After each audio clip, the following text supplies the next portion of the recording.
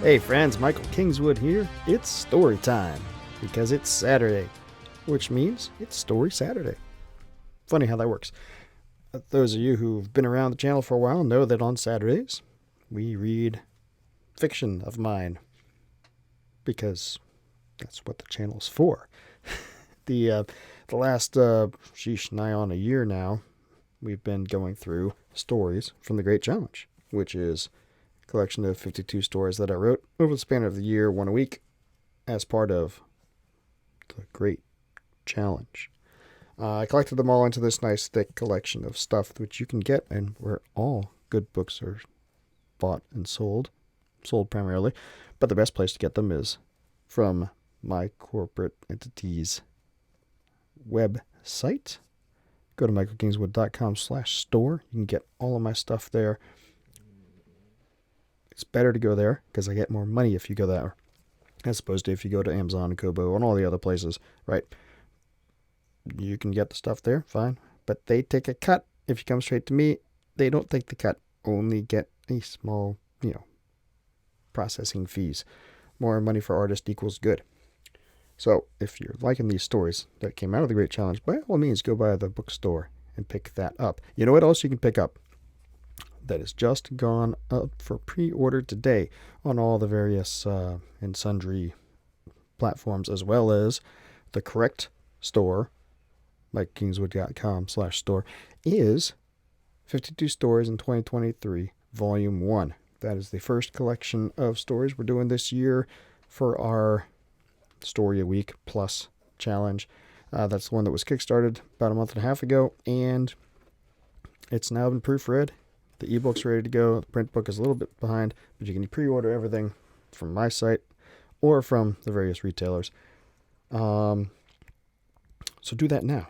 The backers to the Kickstarter are getting sent their ebooks this weekend, and the print books will follow on soon after. The rest of you guys can pre-order now. You'll have to wait till May 30th, the actual release date, before you can get it. But, hey, this is what happens when you don't back Kickstarter campaigns. You don't get the good stuff as soon as the people who backed it do it. So, we got another campaign starting up on May 30th, actually, for Volume 2. If you don't want to miss out on the goodies early, come back that one. Or if you backed this one and liked all the stories, come back that one. Or if you didn't back anything, you just found me the first time ever, saying, who's this Kingswood guy? Oh, check out this story, check out the other stories from previous Saturdays. Decide that you like my stuff, then come back the new campaign. How about that's funny how that works. Anyway, moving on to this week's story is number 47, so we're getting near the end of this collection. Good thing we got the new collections coming out and a whole bunch of other stuff that I've written before that hasn't been shared here yet. So we have no lack of content to continue to talk through, but more production is always good. Anyway, this one is called Sea Legs. It is pretty much a sea adventure. It's about a dude on a ship in a storm and pretty much gets his shipwrecked. Yeah, that's it. It's fun, I think. I wrote it. I'm reading it. You will like it. Enjoy. Talk to you on the other side. The light from the brass oil lamp hanging from the ceiling above me swirled, sending shadows careening around the room as the lamp swung and twisted about on its chain. The corners of my little room flashed in and out of view as the shadows swam, and I imagined I was somehow not resting in my tiny, locked, oak-walled cabin in a ship at sea, but already down below in the depths, the whirling eddies sucking me down to the locker and my ultimate doom. I swallowed as the ship lurched again, sending the cabin heaving over to the side, and the lamp with it, the chain holding it to the ceiling, sending forth a clatter of protest as its links relaxed from their embrace with each other, and then snapped to again. My stomach heaved and I tasted bile, and I pulled the threadbare wool blanket that was my only protection against the chill of the late autumn passage up around my neck and swallowed hard, willing myself not to give in to the motion again, and feed still more dry heaves into the already almost overflowing chamber pot that was just now sliding across the deck out of my reach, slopping some of the fluids from my previous heaves onto the floorboards behind it. Vomit and salt and smoke and piss and salt and water and salt filled my nostrils, overpowering the small scent of hardtack and dried meat dinner that my captors had placed in a tin bowl at the front of my bunk when they'd last come in an eternity ago. I stared at it without hunger. In fact, the entire notion of eating set my stomach to heaving again. But yet I must eat if I had to have any hope of surviving this ordeal. The ship heaved upward, then down as the bow crested a wave and then plunged into a trough. Then I slid down toward the foot of the bunk, where my unwanted meal sat. I tried to move my feet aside, but too slowly, and the bowl overturned, spilling its contents onto the deck a second before the chamber pot slid up next to them, sloshing a bit more of its contents. My heart sank as I watched the food ruined, despite my lack of appetite, and despair settled over me. 12 days of this cursed passage. 12 days now since they had taken me, snug from my bedroll, and hauled me onto this god-forsaken scow, locked me in this cabin, and showed me not a soul except for twice a day for meals, and once to empty the pot. And why? I racked my brain, but could not come up with any answer to that question. The ship groaned, the timbers straining as it heeled to port now, and I heard the lines in the rigging up on the weather deck, above my little prison, snapping. Then men's voices raised in shouts of mixed chagrin and command. I strained to pick out voices from amidst the din, anything to keep my mind off my roiling belly and the misery of my confines. I had only seen 2 of the crew, who attended to my needs throughout the day. Neither had said so much as a word to me aside from a grunt, despite my attempts to strike up conversation. The elder of the 2, a man with a bulging belly, thinning gray hair, and an eye patch over his left eye, had backhanded me the last time he came in, to accentuate the point that he would not engage. But I had heard more voices than that, and over the nearly 2 weeks since I'd come aboard, I had sifted through them so I could recognize a few.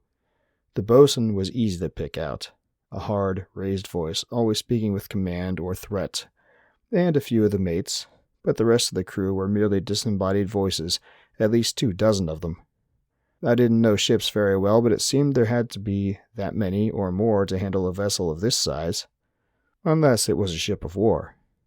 But I couldn't imagine a warship under a nation's flag would treat a prisoner the way I had been treated. There was the etiquette of war to be followed. Certainly I would have at least been told why I was aboard. Or not. I was grasping for meaning, for an answer to my predicament, and I knew it. But now, when I listened to the voices, straining to make out any of the voices that I recognized, there was an undercurrent of alarm in the men's shouts. I heard feet pounding on the deck above, then more shouts, and I thought I made out the bosun. The ship heaved to starboard, and I fell out of my bunk, the blanket coming with me as I clung to it. I slammed into the oak frames of the cabin's bulkhead. My tongue erupted in hot pain, and I tasted iron as my teeth came down, and I cried out. A hard something struck my back, then wetness and odoriferous stink. The damn chamber pot. I was just righting myself, unsure whether to swear or scream or weep, when from the upper deck came new sounds, ripping and snapping, and then a dreadful creaking that became a deafening crack. And then the ship lurched back upright, and I rolled back to the bunk, striking it on my side. Shouts from above became more fervent, fearful, and more groaning and cracking. Then a dreadful crash to starboard, and the ship lurched again. I managed to push myself to my feet, and my head struck the oil lamp. The ship rocked more and more erratically now, but it was different. More random, like the ship was no longer shoving through the waves, but just being tossed. I heard a voice from nearby, somewhere past the door to my cabin. "The lifeboats!" A cold dread went up my spine, and the nausea from the ship's tossing fled before my reason as I placed the change in the ship's motion with that call. Had the mainmast give way? Was that what the crash was about? If that was the case, the ship's rigging would be dragging in the water, and she would not be able to make way. She would be at the mercy of the waves until the crew could cut it free. A new crash from port sent me stumbling again, but this time the scent of water was joined with water itself, which streamed through the seams at the bottom of my cabin door. "Oh, God," I said. Or I tried to say. My tongue was still screaming, and I would not move as I wished, so the words came out garbled. But so what? The ship was taking on water. I hurled myself at the door, shoulder striking the center of the sturdy oak. It was sound, the lock solid. The door didn't budge, only struck back at my shoulder with a bludgeon that sent me reeling back a step. I ignored the new pain from my shoulder and surged forward at the door again. It didn't matter if I was hurt or not if I didn't get out of there and the ship went down. Still, the door held, but I thought I felt it move just a smidgen against the locking mechanism. "Help!" I shouted and struck the door again. More shouting from above decks. But now what professionalism there had been in the orders and reports was fading. I heard panic in the disembodied voices, and that chill in my spine grew colder.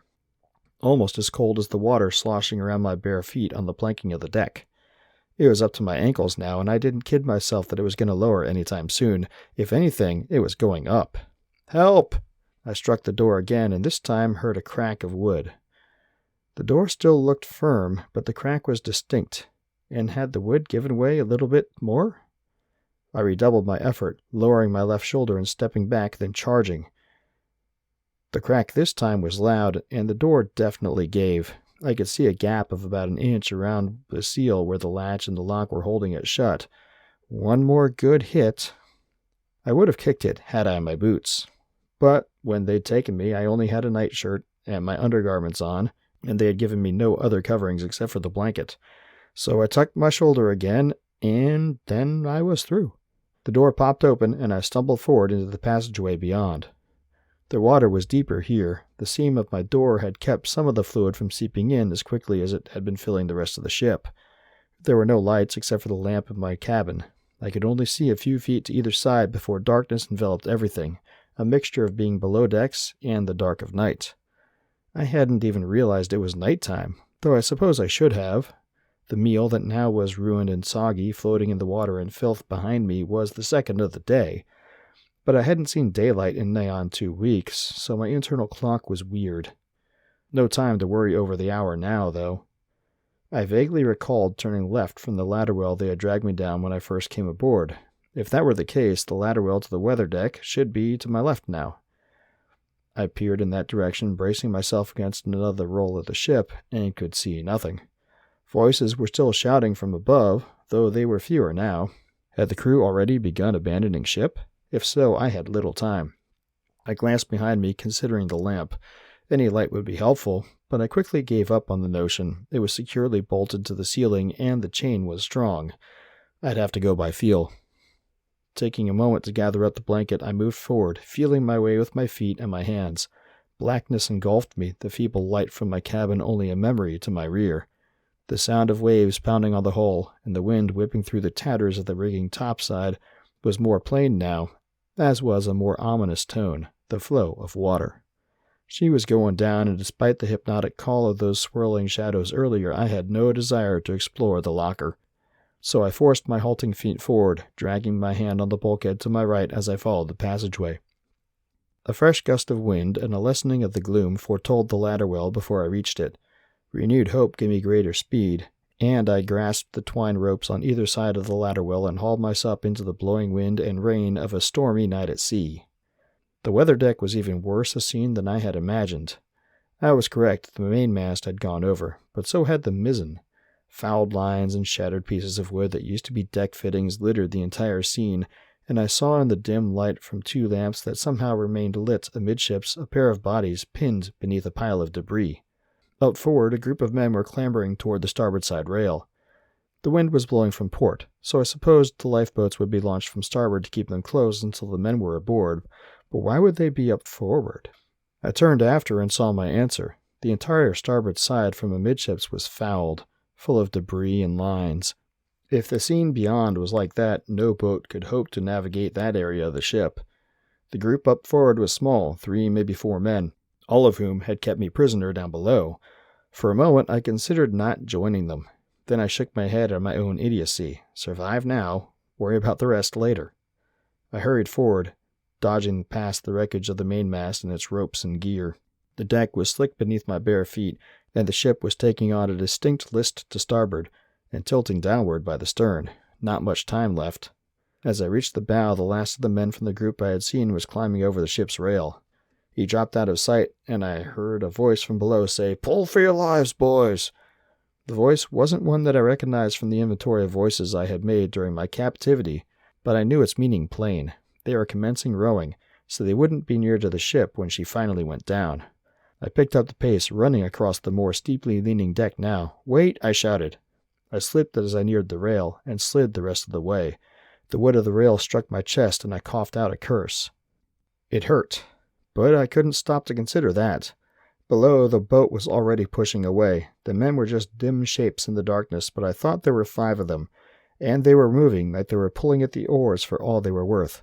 "Wait!" I said again, and pulled myself erect. "What the?" came the voice I had heard. Then he cursed, as I supposed that he saw me. A loud snapping from the stern turned my gaze that way, and I saw in the dim light of the remaining ship's lamps a portion of the rail back there break and then peel away. The angle of the deck abruptly grew more steep, and I couldn't wait any longer. The boat was already a good 10 or 15 feet away, but I jumped anyway. Water, cold and salty and dark as pitch, closed around me, and for a moment I hung there, unable to tell up from down. Then I bobbed to the surface and took a quick breath. "Wait!" I said again, and began trying to crawl my way through the water toward the retreating boat. But I had never been a seagoing man, never really spent much time learning the ways of water and how to swim. I could bob in a pond and pull my way across a shallow, but this... The waves were choppy, the wind blowing, and the water so cold I felt the strength leaving my limbs more quickly than I ever imagined it could. And the blanket had tangled around my legs when I jumped and was pulling me backward and down. I kicked and squirmed, but that just seemed to make matters worse. It seemed like the boat was getting farther away, not closer, and fear, lingering at the edge of my consciousness for as long as I could remember this night, clawed its way to the forefront. I didn't want to explore the locker, but I was going to, regardless. My head went under, and I forced myself to the surface, but I could only get a quick breath and let out an even quicker "help" before I went under again. I managed to get up again, but I could barely even get a portion of a breath. Then I was under, and all my strength was going. I couldn't reach the surface no matter how I tried. Darkness was all around, and I felt it reaching out to engulf me, the locker, calling to me. I felt myself going to it. Then powerful hands grasped me beneath my shoulders, and I felt myself hauled up to air once more. I gasped in a great lungful as I flopped down onto hard wooden planking. I lay there, coughing and heaving for a short eternity. Then at some point, I passed out. I awoke to the sun shining down through scattered, puffy white clouds overhead and air that was almost but not quite warm. It wasn't as chilly as the last several days on board ship had made it seem, but it was still far from comfortable. I was lying in the bottom of the rowboat, between the feet of 2 men who were sitting on the raised planks of the rowers' positions, facing each other. They were dressed alike in sailors' ankle-cut leggings, and each wore a woolen jacket cinched tight around his body. They also were alike in that they were both bearded and wore their hair long and braided. There their similarities faded because one was blond and pale, the other dark of hair and skin, with a distrusting, squinting gaze. Squinty snorted and nudged me with his boot. "He's up," he said, looking around toward the stern of the boat. At his nudge, I pushed myself up to a sitting position, though lower down than the 2 men since I was not up on a plank like they were. Still, I could see my initial thought from the night before, I presumed it was the night before, was incorrect. Instead of 5 men on the boat, there were only 4. The other 2 were positioned at the bow and the stern and also wore sailor attire. The man at the bow was noticeably younger than the others, and clean-shaven with red-brown hair. The man at the stern, whom Squinty had addressed, was broad of shoulder and only slightly lighter than Squinty, with black hair that flowed loosely around his shoulders and dark, intelligent eyes. He looked at me and scowled. "Who the hell are you?" I blinked, surprised at the question. Then, glancing back at the other 3 men and seeing equal curiosity on their faces, I shrugged. "James Havelock," I said, "of Moreton." Not a bit of recognition at my name, but I saw one head nod slightly when I mentioned my home. Still, the men exchanged glances, and I saw a distinct lack of comfort in their demeanor. Finally, the man at the bow said, "The cargo," in a resigned tone of voice. That wasn't exactly the most comforting way to put it, though it did seem at least slightly more polite than prisoner. Then again, it had some other, more dire implications also. "I was not on your ship by choice, if that's what you mean," I said, and raised an eyebrow at the man in the bow, who looked away. Everyone was silent for a few seconds, the sailors just looking at me and me looking back. Finally, I shrugged my shoulders. I don't suppose you know why I was brought aboard any more than I do?" Again, glances between the four of them, then the man in the stern just shrugged in response. "We don't get paid to ask questions, Havelock. Just sail the ship where the captain says to sail her." "And where was that?" More silence, and I sighed. Then, with a bit of effort that became pained as my shoulder processed the movement, I boosted myself up onto one of the rowers' benches. Squinty grunted and shifted to the side to give me room. After I got situated, I looked around, and saw nothing but waves and sky as far as the eye could see in any direction. My spirits weren't exactly soaring, but now they sank like a stone. "So, do we know where we are?" From behind me, the man in the stern said, "Near as I can tell, about 50 miles west of Point Lemus." He paused, then cleared his throat. "But that's just from a glance at the sailing master's chart before I went up for watch last. God only knows how far the storm blew us." I nodded, trying to remember my geography and not coming up with anything encouraging. If memory served, the sea west of Point Lemos was broad, and though frequently traveled, the sheer size of it would make coming across another ship difficult, if not impossible. On the bright side, it did give me an idea of where the ship had been headed. Point Lemos was a goodly ways west and south of Moreton, in the direction of the Chilean kingdom. I'd been there once, a long time ago, and it was enough to make me not want to go back, but I didn't have any connections there, so why in the hell would someone want to kidnap me back there? Shaking my head, I looked down and saw the rest of the bottom of my little craft empty now that I had left it. Spirits hit rock bottom. "No food or water," I said. Grunts and shaking heads all around.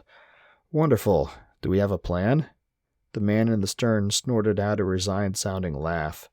I closed my eyes and hung my head. I got the distinct idea it would have been better to have drowned. 2 days later, I decided that idea was correct. We bobbed on the sea without any propulsion but the boat's 2 oars. But though I thought it might be worthwhile to at least pull to the east toward where we thought land lay, even to my unseamanly mind the futility of that became apparent. Rowing made for hard exertion and slow going. That just meant a quicker death from thirst, with very nearly no hope of getting any return from the effort. So why bother? So we sat and bobbed, each of us in his own thoughts, at least at first. I got the distinct impression the other men would have been more freely talkative if I hadn't been there. And no wonder, I was a stranger, and an illicit one at that. They couldn't have been eager to explain what had gone on with me on the ship if we happened on some manner of authority or other. For that matter, I was rather surprised when I awoke after that first night to find I was still in the boat. It surely must have crossed at least one of their minds to just toss me overboard and rid themselves of the potential trouble. Later on in the morning, I got up the nerve to ask why they hadn't done that. Squinty just grunted. No seaman leaves another to drown. Which, I supposed, made sense, in a way. The next morning, though, it seemed a moot point. As I looked out at the barren horizon and licked lips that were cracked from salt and lack of water with a tongue that felt rough as a grinding stone in my mouth and that pained me with every movement, it seemed there would be no one for these men to have to explain me to after all. And then as the day wore on, even that ironic thought fled, and my thoughts became nothing but a catalogue of miseries.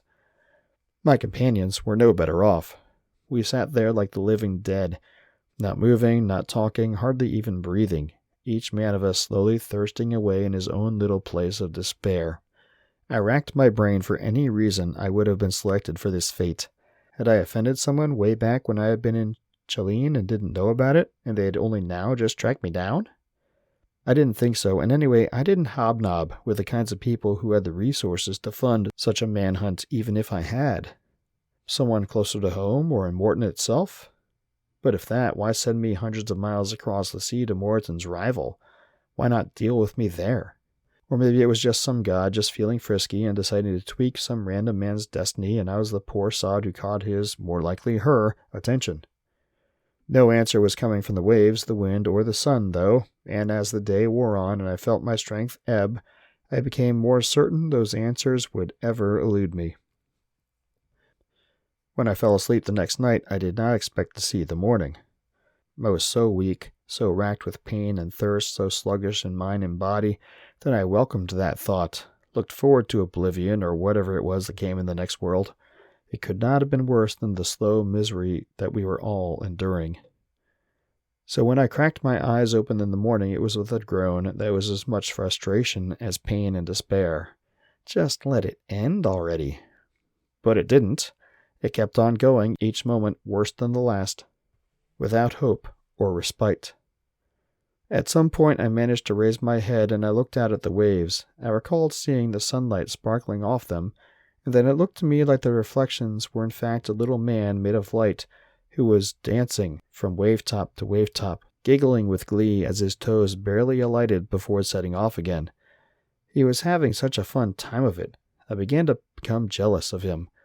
Why should he get to enjoy himself so and we not partake in it also? I reached out to try to grab him as he sped past, but my hand caught nothing but air. "Bastard," I said, just barely above a whisper, and let my hand fall into the water alongside the boat. The cool wetness only made my thirst all the worse, but I couldn't bring myself to pull my hand out.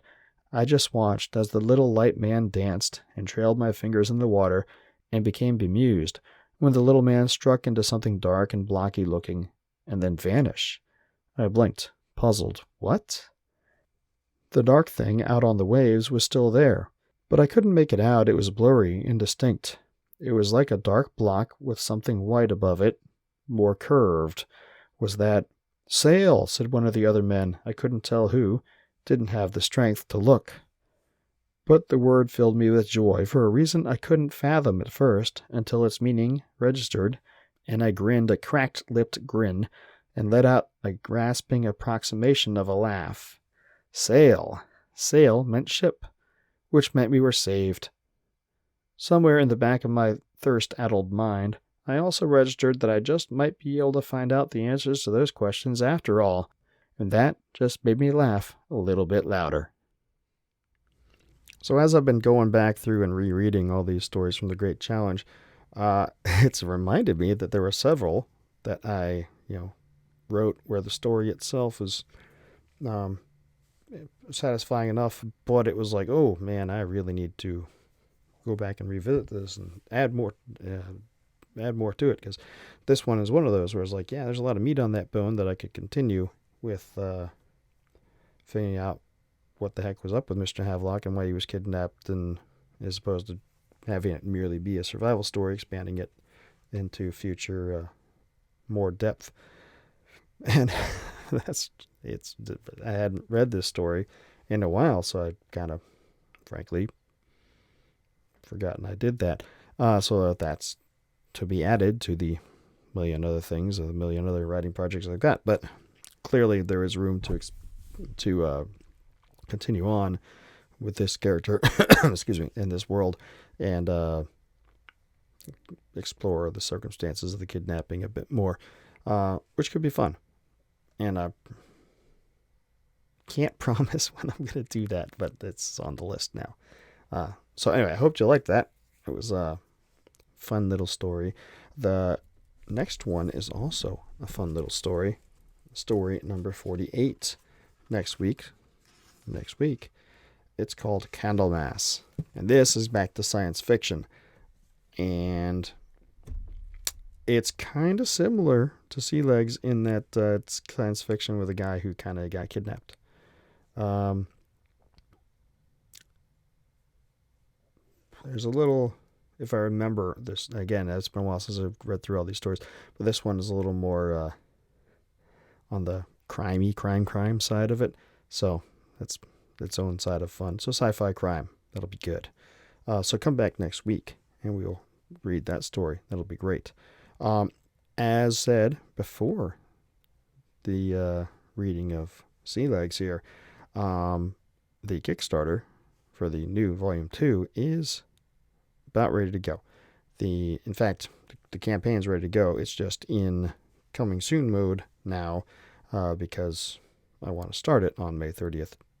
Because this week we're doing story number 20 on the year. By the time May 30th comes around, with a couple more, and by the time the campaign finishes up, we'll have a few more. So the buffer of stories in the buffer, and so that means the next campaign can happen faster. And also it gives me some buffer if there's some that I think would be good for a particular short fiction market or something to send out. So that's the reason why I'm doing things on the schedule that I'm doing them, basically. But you can go to Kickstarter. You can go to mikekingswood.com/52in23v2. That will get you to the coming soon page. Please hit the notify me thing. I'm obviously going to tell everybody when the campaign's getting ready to get going, but there's some algorithmical stuff in Kickstarter. I'm pretty sure that if more people are following it and want to get notified, they put more attention on it too. So follow it, like it, get notified on it. Make me feel good just to see the tallies of people waiting for it, if nothing else. See all an ego thing if you want, but go by, click notification. That way you're certain to get told that it's ready to go. Yeah, so that's what's going on. It's been a pretty good May so far. It's promising to be a better May and an even awesomer June. Hope it's going well for you. If you liked this story and like what I've been doing here, make sure you've subscribed to all the channels, whether it's the video channel or the podcast channel or whatever. Make sure you're liking all the various episodes. Make sure you tell everybody that you know that you should come here and check out the Kingswood, what he's doing, and come back next time. We will do story 48, and we'll do other fun stuff as well. Hope to see you then. Until then, don't do anything I wouldn't do.